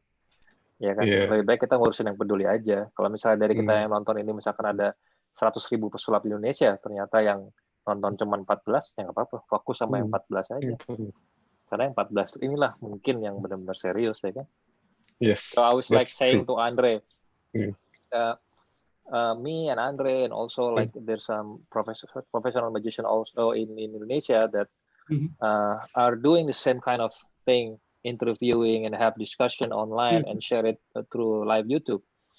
And then there's some not question, but it's like a internal joke, discussion. Discussion. It's like we did this, and then sadly, the one who joined us in the live chat, only 15 or only 100 people or only 200 people. So sad, right? Because we thought that it's going to be like a lot of magicians can learn a lot from us. Right. And then suddenly we have the same perspective. Like I say to them, and then they also agree, and they also have the same perspective also, that maybe we should start not to care about who's the one is not watching. We should more care to the one who's watching right now. Because this 16% that is now watching us is probably the one that's very eager to learn and want to become better. So we focus on the 16% who's joining us now, rather than where are all those magicians in Indonesia? Rather than that, don't mind. Yeah, Just we focus don't on mind. this. Yeah, one Absolutely. focus on those on one on watching. Absolutely. I think you know what? I think it's a good number because they're more receptive. They must be very they're the people that who stays here until the end. Definitely the people who wants to know so badly, you know, about the Yeah. magic industry. So they're super dedicated. So maybe, you know, you guys, one of you guys would definitely be one of the most successful magicians in the future, you know, never know. So Sure. like you say, you know, we should focus on the ones who's, you know, who's here. And yeah, I'm you know, I'm always ready. I'm always happy to share what I have. So yeah, hope it helps you So guys. now the question is come from me. This is Okay. very Oh, no, because I want to see, or I want to know about how a person see magic from his point of view. So Mm. I want to know, what is magic for you? Your point of view. Yeah, I mean magic. So what is magic for For you? you. Yeah. Like, To me, I think like I said, you know, I started out from a like a tech guy. Like, you know, I like the sleight of hand. It's, I think magic to me, it's a communication tool. It enables me to communicate to people instead, like, you know, for example, like it's a good icebreaker. But of course, it's a very beautiful and it's a very visual tool, like a communication tool. So it actually helped me in many ways. So I think, you know, many people say that I want to learn magic. I want to learn magic. I want to do magic tricks and stuff. Many times where I actually found out after interviewing them, like my students and stuff, they actually used magic as a tool in their daily life. Um, one thing, of course, is an ice-breaking tool, like I just said, but also a tool that builds up their self-confidence and self-esteem, which I think is very, very meaningful. Because to me, like how I grow up, I used to be a more quiet guy. I don't like speaking too much. I'm actually quiet. Believe it or not, people don't believe it when I say it. But I don't believe you. yeah, I don't believe it. Yeah, I mean, Because you're very chatty right now. yeah, looks like that's because magic actually taught me that. To be able to do magic actually taught me how to speak, how to think before I speak, how to communicate with people.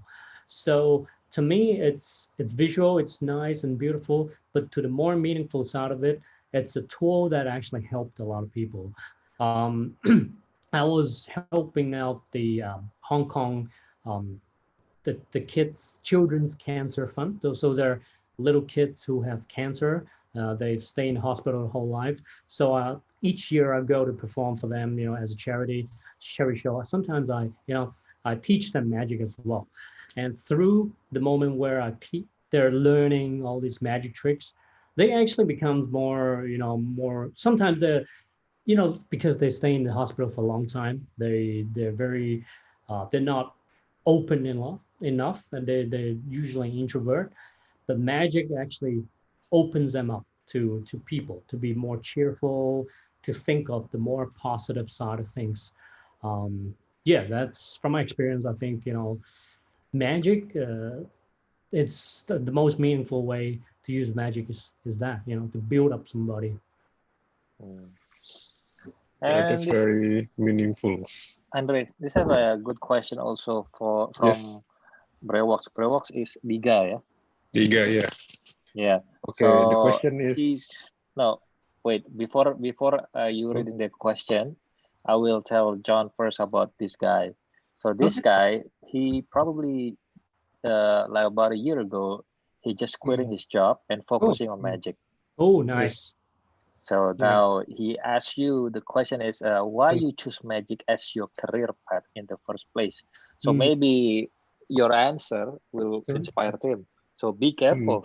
I'll be very careful. You know what? I'll just tell my story because I'm just like you. You know, there was one day that I had a job and I quit my job, and decided that I can't take it anymore, and I just did magic. But that is not a quick decision. It's not like a, ooh, I want to do it, I quit my job, and not like that, It's a decision that is well thought out. I put in a lot of thought in that decision. And I did a lot of calculations on, do I have enough money for my bills and everything? So, yeah, the question is why you choose magic as your career. I chose magic, first of all. But first of all, I think half. I chose magic and magic chose me, really, because I enjoy performing so much. I enjoy performing for people. I enjoy practicing so much that I can actually do it for free, really. Like deep inside of me, I enjoy performing for everyone, but I have to make a living. So of course I have to charge money. The reason I do magic is because the fuel to keep going and the motivation where I enjoy every moment versus my day job, which is just sitting there and typing the computer, office works. yeah, 12 hours a day. And the contrast is too much. When I'm doing shows at night, I feel so happy and I don't feel tired, Yeah. In the daytime, in my day job, even though it's just the starting of the day, I felt like I just want to sleep, just want to go to lunch. And after lunch, I want to go to get a coffee and just want to, I'm constantly thinking about getting off work. Whereas in magic, I enjoy every moment. And that already answers my question, magic's my calling because I'm so happy about it. Yes, that is the very correct statement rather than magic choose you. I don't think magic choose you. Mm-hmm. You find something in magic, so you have the calling to call it out, Yeah, your calling. work. Yeah. I think you found something. It's like me. The same thing happens. I work 9 to 5 also back then. Oh. Yeah, from 2000 until 2002. So Oh, really? I work as an office guy who works at 9 and then come home at 5. So my job at that back then was it's like there's a, what do you call it, like a telecom Account officer, no, sales representative. Yeah, sales representative. Sales rep. So this company, my company, so he want to have like a end-to-end communication with the clients, with the customer. So he create like a stand in a mall, like a mall. So I became the leader who in charge for that, for that event. So every 9 a.m. I go to the office, and then an hour after I go to the mall and become as like supervisor until 5 p.m. We come to the office, make some reports, and then go home like every day. Until that one day, my manager, actually he's my boss at that time. He have his own passion to become like a manager. So we talked, and then he saw me, I can do magic. And for him at that time, my magic is very entertaining. And then he say, okay, I want to become your manager. Let's do something. I have a friend of mine who is event organizer. So probably I can sell it, your package to them. And I said, okay, why not? And my salary that day, that time in 2000 year 2000 was 2 juta atau berapa ya? 2,5 juta ya? Let me check. 20? No. Let me calculate it. 3 juta coba. I have to calculate it because my phone is now for reading comments.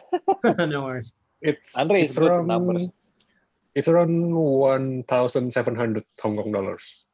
Yeah. 1,700 Hong Kong per month. Yeah. Per month, yeah. Really? Yes, per month. Yeah, that time in 2000. That time, that's 2000. Yeah. In Indonesia, for me at that time, because I'm not like 100% karyawan tuh apa?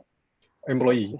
Employee. Employee. Why I forgetting English because this quarantine. Fuck. Yeah, quarantine, definitely.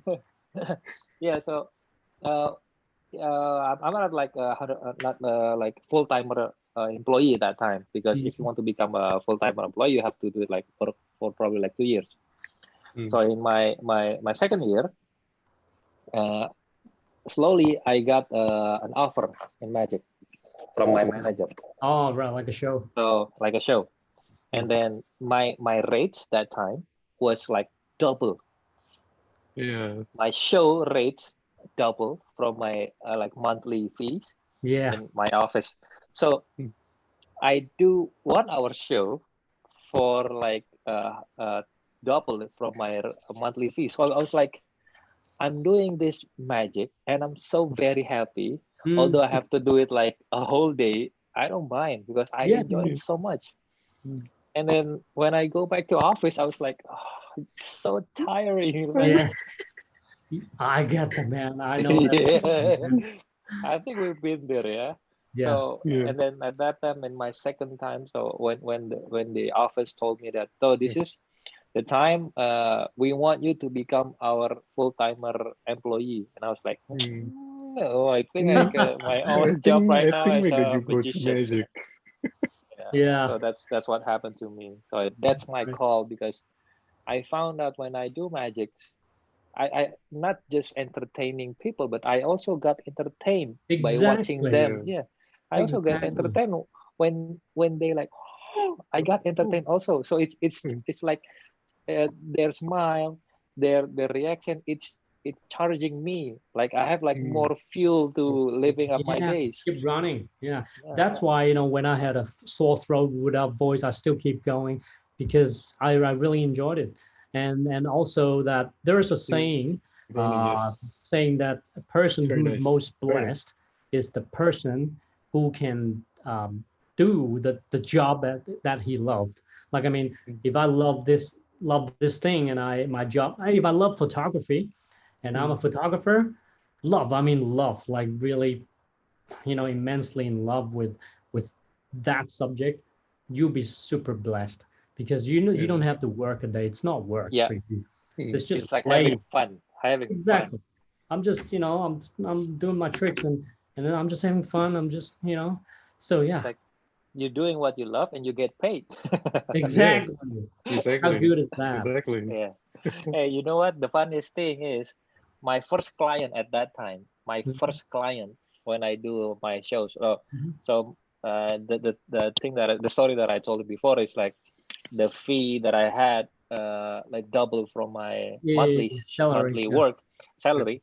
It was like after like almost 1 year doing the show. So my first show is I didn't get paid that much because it's a trial. And the funniest thing is the event organizer who hired me at that time is watching this now. Really? Watching this, yeah. yes. If you watch the comment, his name is Edison Wardana. Oh, really? He paid me $50. Edison Wardana. Edison Wardana, yeah. That's my Hello first client. So and he also now become my project manager. Wingman. Now he's project my wingman. My project manager. So if I have like big shows, he's the one who's responsibility of is responsible for all the whole props and then the whole setting and he knows the thing that I want, so I don't have to worry much about everything, and he will handle everything. Right. So he know my lighting, he know my setup for shows, and he know my songs, and he also when it comes to the show, he direct my shows. Wow, that's cool. So it's kind of funny. My first client now become my wingman. I know. That's a small world. So see, everything happens for a reason. You know, we're all linked together, you know. Yes. Most people are linked together. It's very good. Let's see. Any other questions? See, another question. Oh, there is another from Jova Sago and Hedi Saf. Okay. From Jova Sago first. What is the biggest trick that you ever do in your magic career? The biggest trick that I ever do, I would say the biggest one is I'm working with a car brand. Oh, I thought your biggest trick was like when you're single, now you're married. Oh, that's yeah, that's one of magic tricks, and some people might want to make their wife disappear as well, and but I don't dare to do that because I'll get killed, you know. So that's one of the biggest. But yeah, one of the biggest tricks, working with a car brand and trying to work out a way to make a car appear like like super creatively, which is hard because in Hong Kong, uh, all the venues sometimes somehow has a lot of limitations. It's not big enough, and at that time we have to build the whole stage, you know, to make the car appear. So it's basically building the whole stage from scratch in order to facilitate the appearing of the car. And that I would say is the biggest thing that I've ever done because I'm working from scratch. I'm actually doing all the 3D like drawing with one of my teammates as well. And Wow. but usually for my shows, I only do the performance part, and of course think about the script and everything. But like you say, you know, your team do all the music, lighting, and everything. We as a performer, we don't want to worry about all these things, right? We just want to perform and stuff. Yeah, But focus on the performance. Yeah. Yeah, I want to focus on that. And for that particular one, because the client is very, they have a high demand Frustrating. on the quality. Yeah. Frustrating. Yeah. Well, I didn't say that, right? Just say it. Just say it. But Frustrating. yeah. Because But sometimes when we're already focusing on what yeah. things we should do, and then they was like, Yeah, you should do this, do that, this way, that way. So that one I actually took charge myself. So I really put in a lot of time in drawing the whole framework of the stage and everything. And we've been through a lot of testing. And in the middle, we have a lot of problems. You know, we have to solve the motors and the backdrop and everything. So it's huge. As in the preparation time is 2 months. You know, we put in a lot of work just for the one show, but it turns out great. It's worth it. Yeah, it's very big show. Okay, let's go to this guy, Hadisaf. Hadisaf actually a coin guy as well, same like me. Oh, hello. Yeah, his coin is very, very good. He asks, what is your favorite magic books? Oh, okay. Favorite magic book. I'll see if I could. Oh, give me a second, right? Okay. Maybe No I can. worries. Take your time.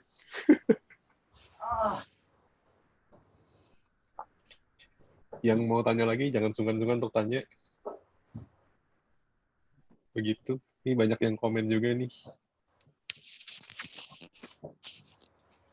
Banyak komen nih, Risa baru join. Terus Diga bilang benang merahnya artinya kalau bisa saya ambil dari Padem dan John adalah sulap memang buat kita happy saat kerja dibandingin kerjaan yang lain.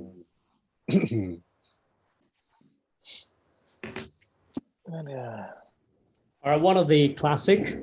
It's very old, but Tarbell. Yep. Tarbell magic. Is that what series? The first one, because it had like 8 books. Yeah. This is the 6th, but it's one of my favorite ones.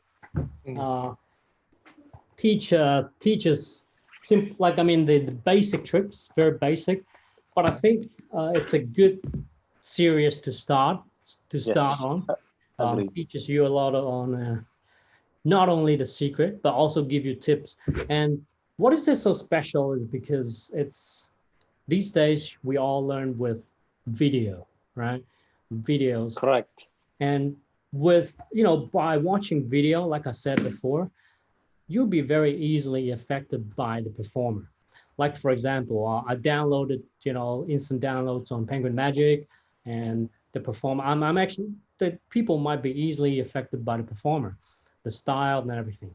But by reading books, right? Reading books, you actually have to crystallize the visualization of the performance, which actually is good for you because you will be able to find yourself. You actually, creating that performance in your mind with yourself performing it. So for me, I think reading book is actually a good way to learn magic, Yeah. But video is good. Video is good too for me to learn slides, new slides and coin slides, card slides. But books will definitely give you something that the videos can't. Imagination. Yeah. You know what? There's a this thing happened to me also. So before my if I'm not mistaken, when I first joining magic, like try to become a professional, it's in 2000. So I bought books. The first book that I bought is from like bookstores, like it sells for publicly. Right. And it turns out it's the Royal Road to Card Magic. Yeah, that one's good too. And do you know what? I didn't know that time. I didn't know that it was the first card trick as a book that you should learn if you want to know about card tricks. Yeah. So there's a page. I don't know the page number, but when I was like learning, and then it turns out I stopped into the how to force a card, forcing one. So maybe I miss some step, or I don't know, or I mislead to the picture. I don't know. But then again, I try to understand with my own style. Right. And then after that, when I did my forcing to magicians, they don't know how it's done. And Andre know how I force a card. So it's not forcing by like touching it. So I really like spread like this, and people just take one, and it my force. Right. You created your own style. But I did that accidentally. I mean, I'm not planning it how it's done, because I thought that is the way that the book teach. The book teach. I thought. And then when I do this, and then somebody said, especially when in America, said that, is that a force? And it's like, yeah. Why? And I was like, why? Wow, your force is so good. And I was like, no, I learned it from the Royal Road to Card Magic. No, it doesn't. It has like that. It's not like that. It's different. It's supposed to be like this. And I was like, oh, really? Hey, that's a good compliment, actually. Yeah. So yeah, like that's exactly what I'm saying. Like you imagine things and you tried your own way instead of people telling you, putting your hands. Oh, your finger must put it in here. Your little finger must put it in here. In that, because everyone's different, right? My hands are different than yours, and my hands are different than Di Vernon's or something. Yeah, it's just different. So by reading a book and without the visual, sometimes without the, it's weird, but without the visualization, we actually can imagine, and we might work out something better. Yeah, yeah, true, so true. And then also the most important things, books rather than video, is in books, they explain the philosophy behind it. Yep. Yeah.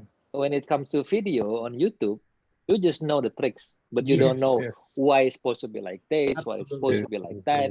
They don't explain that kind of thing. That only happen in the books. Yeah. That's why when you, I don't know if you ever read Tommy Wonder's book. The Book of Wonders. He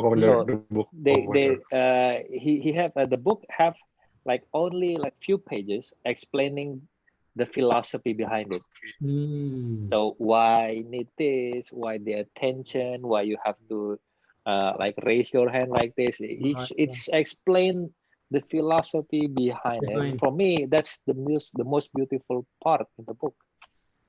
The subtlety. Yeah. Absolutely true. Absolutely true.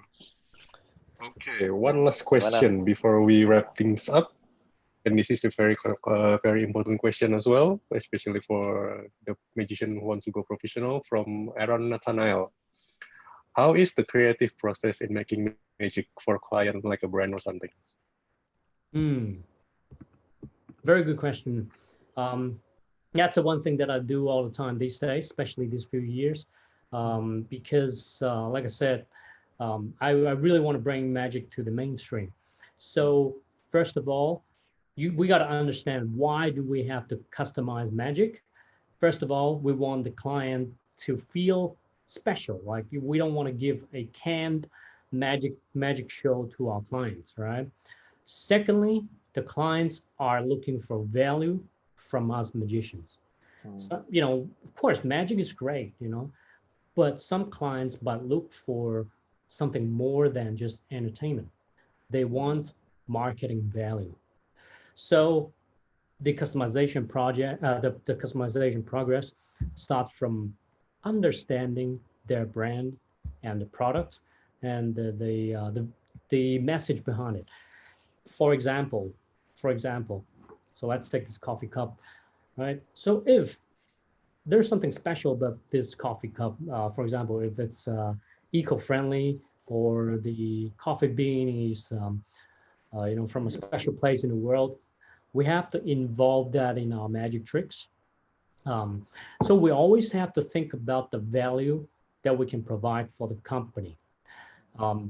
That's the only way to keep them looking for us, or looking for magic as their next project, because they get value from it, right? They get marketing value. So first of all, I understand the product, and then I would go, for example, if I know the venue, it's a hotel ballroom, or if it's a small venue, I think about the tricks that is suitable for the venue or for the occasion, and then I blend the two together. If I have this tricks, if I have the floating table, if I have the some card tricks or cocktail lemon or whatever, we try to blend it in together. And also if the brand, for example, if this is very light, so we gotta link that up with something that is very light in magic. For example, levitation, or floating kind of thing. And that's how we gotta blend in together, blend in the brand value and our expertise, which is magic. Yeah. And then we crystallize it into one thing, and that is the thing that the client will be looking for. Yeah, it's true. True. It's very nice. Hey, very nice. Hey, before you end this conversation, Okay. Andre. So the Edison, my project manager, who also my first client, and he said, maybe we can ask. Edison, I don't know. I don't think this is a very appropriate question. How much is your fee in one show? Because so we can ask him to perform with us. And he said like that. I would love to perform with you guys. Yeah, so I have a before we have a superhuman. So, and then now we have or if you see that, this is the Grandmaster Asia. Oh. The Grandmaster. Yeah. No, Grandmaster of Magic. So it's supposed to be showing this June, but because of this pandemic, I don't know. Right. I don't think it's gonna be like happening.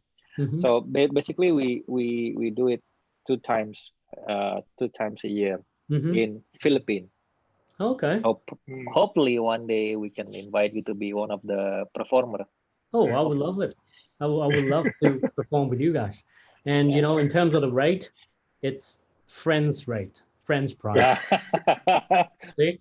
Friendly price. Friendly price. So we can talk about that in later on. Private message. Yes. Later on.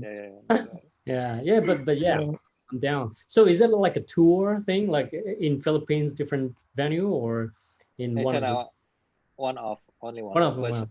But now so it's supposed to be like happening this year also. But I also bringing this show in Indonesia, and we're going to have a tour in several countries. So, but then again, I think it's not going to happen this year. There's nothing we can do. Stay safe, stay healthy.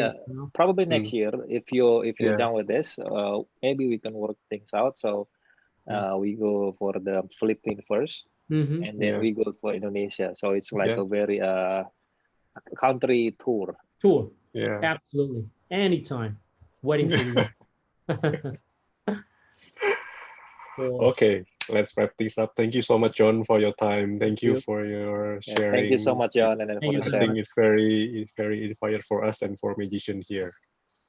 Yeah, So we're thank you. gonna So I hope catch you I can next help time, right? you guys. And nice meeting you, Damien. Hopefully Me too. we'll see each other very soon. Yeah, pleasure is mine. See you So very after soon, this, John. maybe we can share context, yeah, so we can text. Yes. Absolutely. Yep. Absolutely. Okay. All right. Stay safe, guys. Stay All right. healthy, all the time. Yeah. Always protect Likewise. yourself at all times. Okay. Yeah, likewise. Thank See you, you, John. John. Thank you. Bye-bye. Bye-bye.